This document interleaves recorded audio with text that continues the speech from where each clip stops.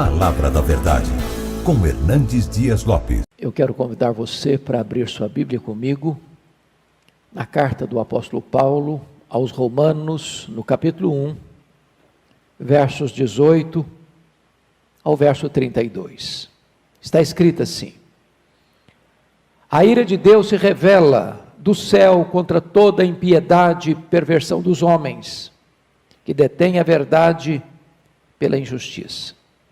Porquanto o que de Deus se pode conhecer é manifesto entre eles, porque Deus lhes manifestou. Porque os atributos invisíveis de Deus, assim o seu eterno poder, como também a sua própria divindade, claramente se reconhecem desde o princípio do mundo, sendo percebidos por meio das coisas que foram criadas. Tais homens são, por isso, indesculpáveis. Porquanto, tendo conhecimento de Deus, não o glorificaram como Deus, nem lhe deram graças. Antes se tornaram nulos em seus próprios raciocínios, obscurecendo-se-lhes o coração insensato. Inculcando-se por sábios, tornaram-se loucos, e mudaram a glória do Deus incorruptível em semelhança da imagem de homem corruptível, bem como de aves, quadrúpedes e répteis. Por isso, Deus entregou tais homens à imundícia, pelas concupiscências de seu próprio coração, para desonrarem o seu corpo entre si. Pois eles mudaram a verdade de Deus em mentira, adorando e servindo a criatura em lugar do Criador, o qual é bendito eternamente. Amém. Por causa disso, os entregou Deus a paixões infames, porque até as mulheres mudaram o modo natural de suas relações íntimas por outro contrário à natureza.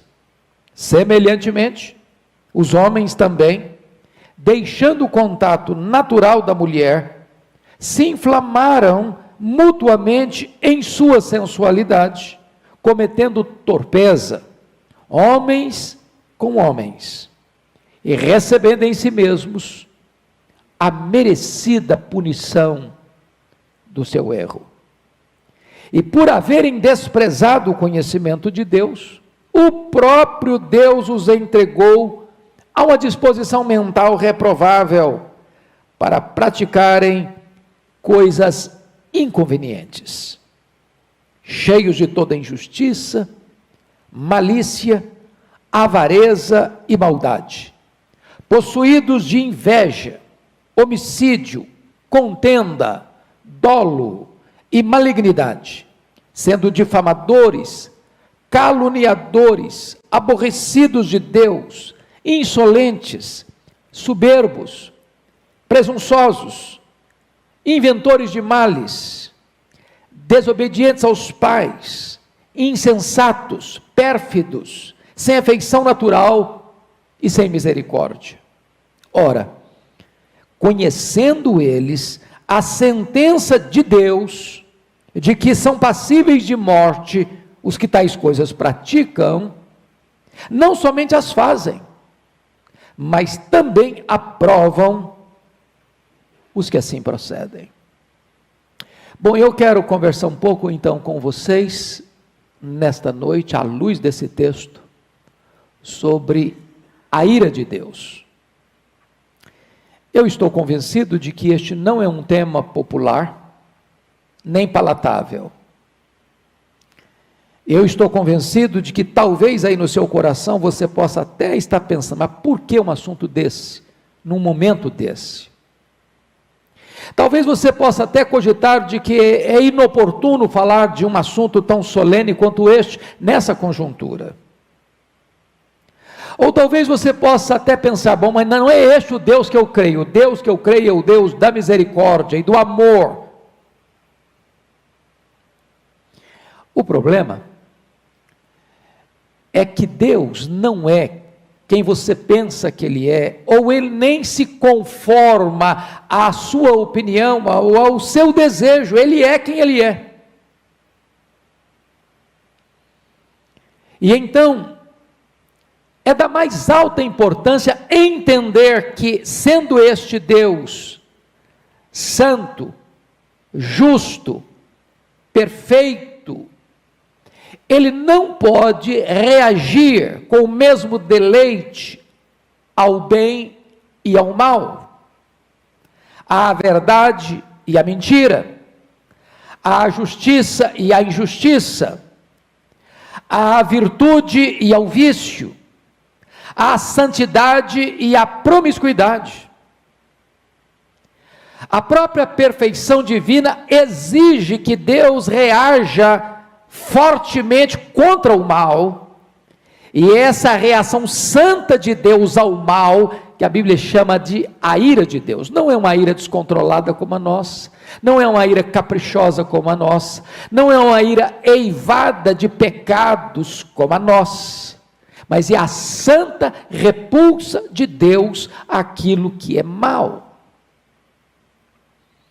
Bom, a primeira coisa que eu chego à conclusão ao ler esse texto, é que o pensador francês Jean-Jacques Rousseau errou, quando diz que o homem é essencialmente bom.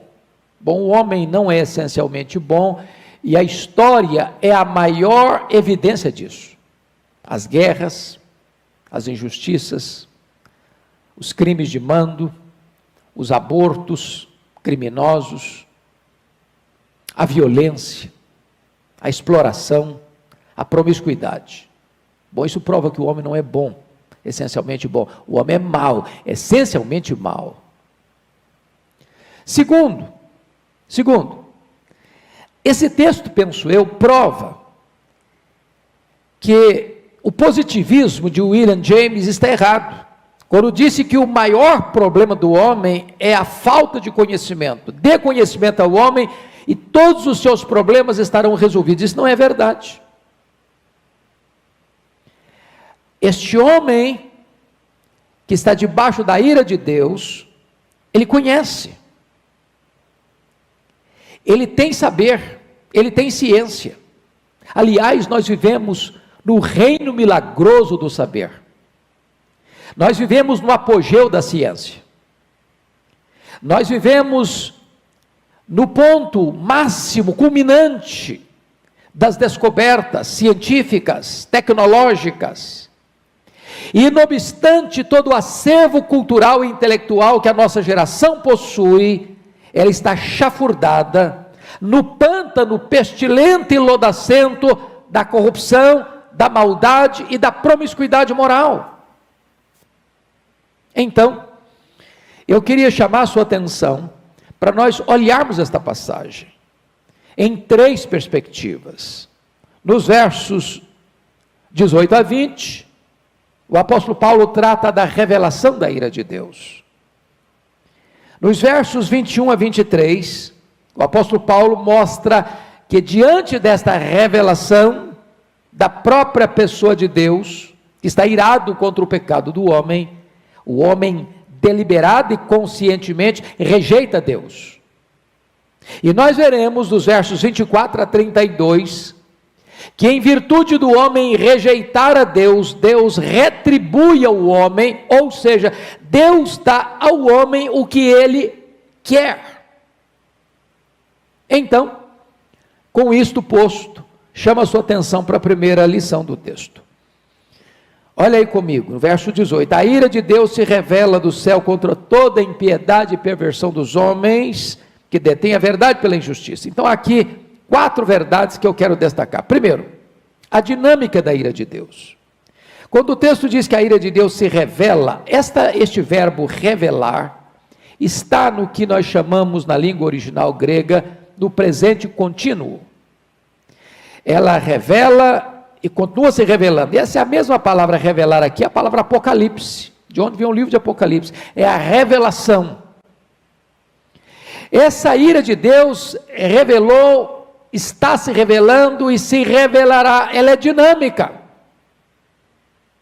Não é que Deus se irou no passado com o pecado dos nossos pais, e não se ira mais hoje, Ele continua se irando com o meu, com o seu, com o nosso pecado, com o pecado da humanidade, com o pecado das nações, que viraram as costas para Deus, que blasfemam do nome de Deus, que escarnecem do nome de Deus, nos parlamentos, nas cortes, na imprensa, na mídia, na literatura, no teatro, no carnaval, no dia a dia da vida, nas telenovelas, nos filmes.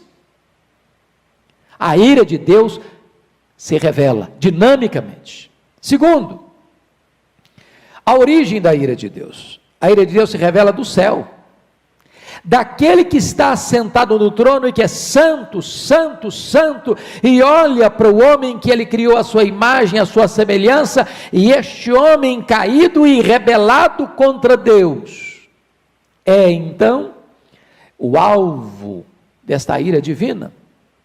E então você vai ver, em terceiro lugar, a causa da ira de Deus. Quando Paulo diz assim, a ira de Deus se revela contra toda impiedade e perversão dos homens. Note você que impiedade tem a ver com os pecados relacionados com Deus, e perversão tem a ver com os pecados relacionados com o próximo, com o ser humano. Em outras palavras, impiedade é a quebra da primeira tábua da lei de Deus, e perversão é a quebra da segunda tábua da lei de Deus. A impiedade, diríamos que são os pecados religiosos, e a perversão são os pecados morais. Porque o homem está com a relação errada com Deus, o homem está com a relação errada com o seu próximo. E isso é o que eu chamaria de a causa da ira de Deus. Deus olha e vê tanta impiedade quanto a perversão. Se a impiedade tem a ver com a idolatria, a perversão tem a ver com a imoralidade. Mas finalmente, olha comigo o alvo da ira de Deus, porque está escrito: a ira de Deus se revela do céu contra toda impiedade, contra toda impiedade e perversão dos homens que detêm a verdade pela injustiça. Quero dizer para você que a ira de Deus é justa por causa da forma injusta que o homem se relaciona com a verdade. Chama a sua atenção para esse ponto. O problema do homem não é ignorância, não é desconhecimento. O que Paulo está dizendo aqui é que o homem detém a verdade pela injustiça. A palavra injustiça e perversão aqui no grego é a mesma palavra. O homem não quer emendar a sua vida, ele não quer corrigir o seu comportamento, ele quer viver na contramão da vontade de Deus, ele quer beber todas as taças dos prazeres do pecado, ele quer se chafurdar na lama, ele não quer alterar o seu comportamento, ele quer continuar no caminho largo que conduz à perdição, e por isso quando a verdade de Deus chega para ele não suporta essa verdade, ele não quer essa verdade, e ele tenta sufocar essa verdade, matar essa verdade por afogamento. É exatamente isso que a palavra significa: deter e matar por afogamento. O homem não quer essa verdade, não é que ele não a conheça, é que embora conhecendo-a, ele a rejeita, e isso provoca a ira justa e santa de Deus. Note comigo que a ira de Deus é justa por causa da forma conveniente que o homem rejeita essa verdade de Deus. Olha por favor o versículo de número 19 e 20. Porquanto que de Deus se pode conhecer, é manifesto entre eles, porque Deus lhes manifestou.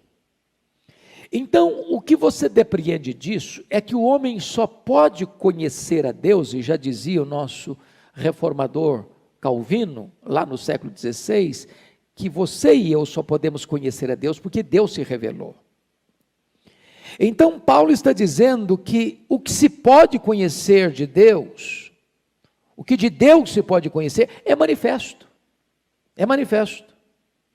Porque o próprio Deus se manifestou na natureza que criou. Os céus declaram a glória de Deus, o firmamento anuncia as obras das suas mãos. Deus se revelou na sua consciência, você tem dentro de você um senso moral colocado pelo próprio Deus. Quando você pratica uma coisa errada, a sua consciência acusa você. Há um tribunal moral dentro do seu peito. Deus se revelou nas Escrituras de uma maneira especial, e Deus se revelou finalmente na pessoa do seu Filho Jesus Cristo. Deus se revelou, é por isso que você pode conhecê-lo. Mas agora, olha comigo o versículo 20. A revelação natural, ela é suficiente para mostrar a majestade de Deus. Porque os atributos invisíveis de Deus, assim o seu eterno poder, como também a sua própria divindade, claramente se reconhecem desde o princípio do mundo, sendo percebido por meio das coisas que foram criadas. Para todo lado que você olha, você vê as digitais de Deus. Desde os mundos estelares, desde as galáxias, desde os sóis, que estão a bilhões de anos-luz de nós, ou desde uma flor mimosa, ou desde o sorriso de uma criança, ou o cântico de um pássaro, desde as coisas mínimas do micro-universo, às coisas maiores do macro-universo, tudo isso revela Deus. Por isso você é indesculpável diante de Deus. É isso que Paulo vai dizer no finalzinho do versículo 20. A revelação natural é suficiente para tornar o homem responsável, porque está escrito assim: tais homens são por isso indesculpáveis. Então, nunca venha dizer que você não tem evidências da existência de Deus, que você não pode conhecer quem Deus é, que você não pode conhecer o poder de Deus, porque o poder de Deus está estampado como um grande outdoor diante dos seus olhos. A criação é uma eloquente evidência de que Deus existe e de que Ele é real. Bom, diante disto, vamos olhar agora o segundo ponto que nós tratamos, que é a rejeição de Deus, apesar da revelação de Deus. Primeiro, você nota comigo no verso 21, o conhecimento suficiente. Porquanto tendo conhecimento de Deus, preste atenção nisso, tendo conhecimento de Deus, então o homem tem um conhecimento suficiente. Segundo, uma rejeição consciente. Tendo conhecimento de Deus, não glorificaram como Deus, nem lhe deram graças. Antes se tornaram nulos em seus próprios raciocínios, obscurecendo-se-lhes o coração insensato. Então, em virtude de uma rejeição consciente, porque tendo conhecimento de Deus, não glorificaram como Deus, o homem parte para um terceiro ponto complicado, que é um comportamento inconsequente. Veja comigo, no verso 21 e 22, chegando no começo do 23, há um aspecto progressivo disso. Primeiro, no que tange a razão, está escrito, e se tornaram nulos em seus próprios raciocínios. Depois da razão, desce para o sentimento, versículo 21, obscurecendo-se-lhes o coração insensato. As duas coisas geram o que versículo 22 diz, de inculcando-se por sábios, tornaram-se loucos. É o homem pensando, é o homem lucubrando, é o homem filosofando, é o homem criando ideias, pensamentos, conceitos na sua mente, e ele vai sendo insensato, e ele vai sendo aplaudido, e ele vai sendo colocado no pedestal, e ele vai crescendo como um grande pensador, um grande filósofo, e vai criando filosofias e pensamentos e correntes filosóficas que vão se apartando do verdadeiro conhecimento, da verdadeira virtude, da verdadeira natureza humana, e vai se corrompendo, e ele achando que ele é muito sábio, ele é louco, torna-se louco. Então preste atenção que o conceito intelectual produz um sentimento, e essa junção do conceito intelectual e de um sentimento deturpado vai desembocar numa prática religiosa pervertida. Olha comigo o versículo 23. e mudaram a glória de Deus. E mudaram a glória de Deus. Do Deus incorruptível, em semelhança de imagem de homem corruptível. É o homem que agora rejeita a revelação de Deus, ele não quer a revelação de Deus, ele sufoca a verdade, ele mata a verdade, ele afoga a verdade. E ele cria para ele uma religião ao seu gosto, do seu modo, para ele fazer do jeito que ele pensa, que acha, que gosta, que sente. E então diz a Bíblia que ele transforma o Deus incorruptível, mudaram a glória do Deus incorruptível em semelhança da imagem de homem. Fabrica imagens. Mas o homem, não satisfeito com isso, desce mais a um degrau, faz Deus um ser volátil, como ave. Mas não satisfeito com isso, ele transforma Deus num animal de patas, um quadrúpede. Mas não satisfeito com isso, ele transforma a divindade num réptil que se arrasta.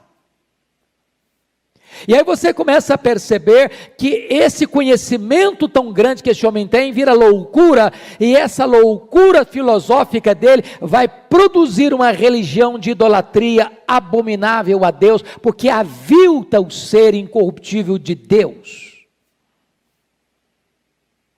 É por isso que diante desta revelação de Deus e desta rejeição do homem, Deus então, vem o terceiro ponto, que é chamado da retribuição, e Deus então dá ao homem aquilo que ele merece, e aquilo que ele deseja. Se não, vejamos. Olha comigo o versículo 24. Por isso, e aliás tem 3 versículos aqui, que começam assim, versículo 24. Por isso, Deus entregou tais homens. Versículo 26. Por causa disso, os entregou Deus a paixões infames.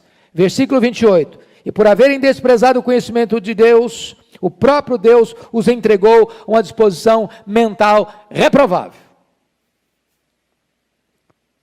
O que está acontecendo aqui?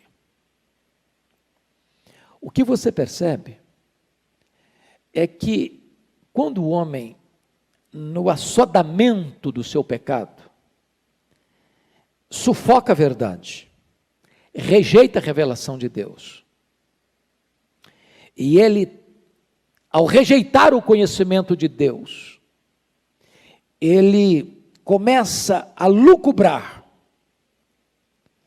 E nessa lucubração, o seu coração vai ficando tenebroso e insensato. E ele vai criando para si essa soberba e essa arrogância, essa altivez, essa jactância, achando que ele está com a bola toda, que ele é o grande corifeu do saber. Paulo diz, ele se tornou um louco, porque todo esse saber dele vai desembocar numa religiosidade pervertida, depravada, de uma idolatria a chão, que vai aviltar o ser de Deus, transformando o Deus incorruptível em réptil, em quadrúpede, em aves, em seres parecidos com o homem, vai completamente corromper o ser de Deus e o culto e adoração a Deus, em virtude disso. É como se Deus estivesse sempre tentando segurar o homem acelerando para ir para o mal, o homem acelerando para ir para o abismo, o homem acelerando para a sua própria destruição, e Deus botando o pé no freio, e Deus botando o pé no freio, e Deus botando o pé no freio, e Deus impedindo que o homem se chafurdasse no pecado, e chega um momento que o cálice da ira de Deus transborda, e se revela desde o céu contra toda impiedade e perversão dos homens, e Deus tira o pé do freio, e o homem acelera rapidamente rumo à destruição. Deus dá a ele o que ele quer. Vejamos aqui, versículo 24. Por isso Deus entregou tais homens à imundícia, pelas concupiscências de seu próprio coração, para desonrarem o seu corpo entre si. Veja você que tem degraus. Deus se revela, a verdade chega, o homem a sufoca, o homem não a quer. Por que ele não a deseja? Porque não quer mudar sua conduta, nem com Deus, nem com o próximo. Ele está na impiedade, está na perversão. Depois Deus se revela. E este homem, tendo o conhecimento de Deus, não glorifica Deus. Ele glorifica ele mesmo. Ele exalta ele mesmo. Ele se coloca no pedestal. Esta é a realidade que nós estamos vivendo hoje. Um século humanista. É a idolatração do homem. É a divinização do homem. É o homem jogando Deus para a lateral. É o homem dispensando Deus da sua vida. É o homem tentando dispensar Deus da sua história. É o homem tentando descobrir teorias para dizer, não, o homem não veio de Deus. É o homem tentando encontrar formas de dizer, não, o universo não veio de Deus. É o homem tentando encontrar maneiras de explicar a origem da vida, a origem do universo, a origem da raça humana, sem a existência de Deus. É o homem querendo ser muito sábio e tornando-se louco. O resultado é que este humanismo idolátrico, este antropocentrismo idolátrico vai desembocar na idolatria mais vil, e a idolatria mais vil vai desembocar na imoralidade mais abominável. E Paulo vai então dizer que estas pessoas foram entregues elas mesmas. E eu vou dizer algo soleníssimo a você aqui. Não tem nada mais perigoso para o homem do que receber de Deus o que ele deseja.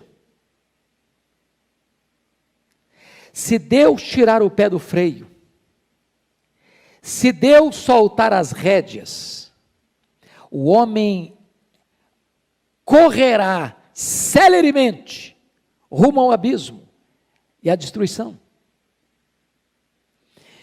E Deus então está mostrando que pelo fato do culto ter sido corrompido, da adoração ter sido corrompida, a própria relação humana, como Deus a instituiu, com homem e mulher, macho e fêmea, no casamento heterossexual, que vai procriar para povoar a terra, vai ser corrompida, e de repente diz o versículo 24, que o homem é entregue à imundícia, a concupiscência do seu próprio coração, para desonrar o seu corpo entre si. Agora veja o verso 26 comigo. Por causa disso, os entregou Deus a paixões infames, porque até as mulheres mudaram o modo natural de suas relações íntimas por outro contrário à natureza. Parece-nos que Paulo está querendo sugerir-nos que as mulheres são mais guardiãs dos valores morais do que os homens, e que quando as mulheres chegam ao ponto também de se corromperem, é que a raça humana já está no estado de decadência absoluta. E Paulo vai dizer que não só os homens desonram o corpo entre si, mas as mulheres também começam a ter uma relação fora da naturalidade, fora daquilo que é comum, mudar o modo natural das suas relações íntimas, contrário à natureza, e começar a se relacionar mulheres com mulheres. E isso não é apenas um juízo de Deus, mas isso também é uma entrega de Deus àquilo que as pessoas estão querendo. Agora veja comigo, versículo 27. Semelhantemente, os homens também, deixando o contato natural da mulher, se inflamaram mutuamente em sua sensualidade, cometendo torpeza. Homens com homens, e recebendo em si mesmos a merecida punição do seu erro. É curioso que nós estamos vivendo numa época como a Roma antiga. Quando Paulo escreveu esta carta, ele era um homem informado, ele não tinha estado em Roma ainda, mas Roma foi chamada por alguns historiadores de a cloaca do mundo. Uma cidade metropolitana, a maior cidade do mundo da época, com mais de 1 milhão de habitantes, a capital do império, a cidade mais rica, mais poderosa, a cidade que era a capital a cidade mais promíscua, mais corrompida, desde os imperadores romanos, uma cidade decadente. E de lá para cá não tem sido diferente. O homem acha que ele pode fazer do seu corpo o que bem entender. Os homens vão cada vez mais aplaudindo e incentivando essa mudança da naturalidade, do projeto criador de Deus. E esta situação expressa não só o juízo de Deus, mas é Deus dizendo o seguinte: é isso que você quer?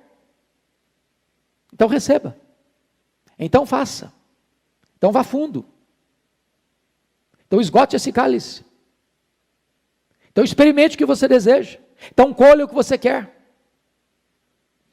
E o que Paulo vai mostrar para nós é que isto é concupiscência. Versículo 24, é imundícia.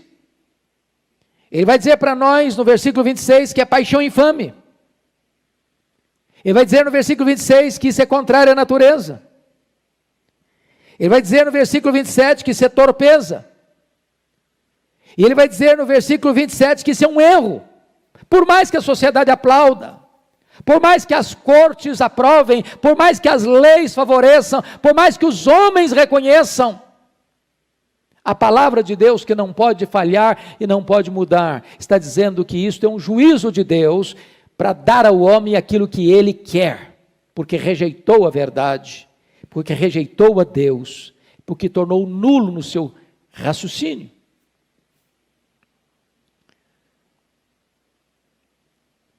Quando chega no verso 28, Paulo diz que o próprio Deus os entregou a uma disposição mental reprovável, para praticarem coisas inconvenientes. Significa que a mente deste homem, que tem tanto saber, parece que está às avessas. E parece que é isso que você vê hoje, uma sociedade que não só tolera o erro, mas aplaude o erro, chamando luz de trevas e trevas de luz, doce de amargo e amargo de doce, o certo de errado e errado de certo.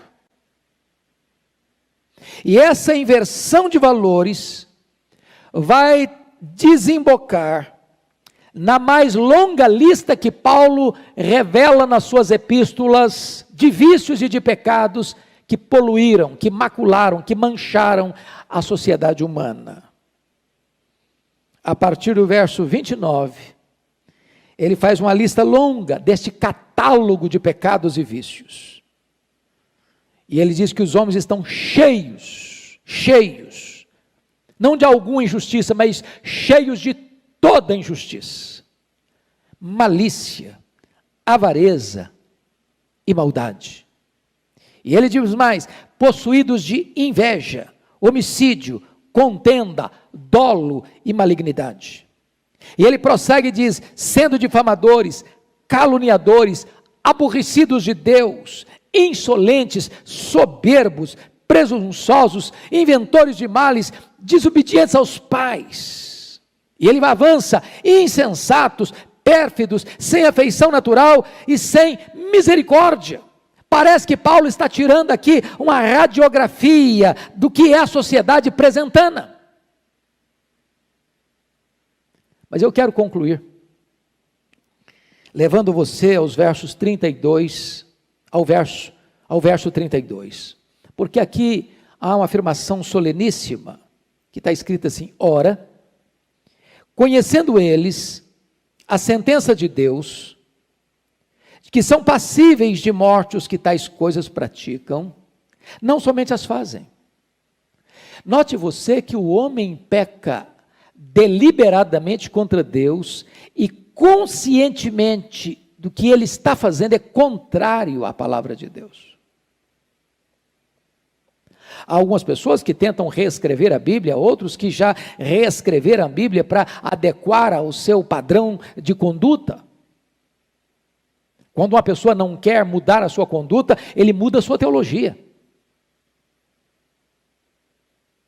E aqui o texto está dizendo que eles sabem a sentença de Deus. E a sentença de Deus é que o salário do pecado é a morte. E eles têm ciência disso. E apesar de saberem disso, eles continuam nessa prática. Eles não mudam a sua conduta. Eles querem continuar. Mas pior do que isso, eu fecho aqui. Está escrito: não somente as fazem, mas também aprovam os que assim procedem. Esse é um estágio mais avançado da degradação moral e espiritual da sociedade humana sem Deus. Não somente faz o erro, mas aplaude aqueles que fazem as mesmas coisas. É uma sociedade que vira as costas para Deus, tapa os ouvidos à voz de Deus, fecha todas as janelas da consciência aos apelos de Deus e deliberadamente e conscientemente quer viver em rebelião contra Deus. Bom, você pode perguntar, mas essa era a sociedade pagã, a sociedade depravada, que viveu naquele século, mas quando você avança para o capítulo 2 de Romanos, Paulo coloca na mesma situação os moralistas, Paulo coloca na mesma situação os judeus, Paulo coloca na mesma situação todos os seres humanos em Romanos 3:23, quando diz que todos pecaram e destituídos estão da glória de Deus. Com todas as suas virtudes, com todos os seus predicados morais, com todos os seus aparatos de boas obras ou de benemerências, com tudo aquilo que você granjeou de formação intelectual, moral, familiar, com tudo aquilo que você pôs diante de você, você e eu somos pecadores, e diz a Bíblia que nós somos carentes da glória de Deus. Não há nenhum justo, nenhum sequer. Todos pecaram. O que é maravilhoso é que quando Paulo vai avançando nesta carta, ele diz o seguinte: pois tem uma solução para você.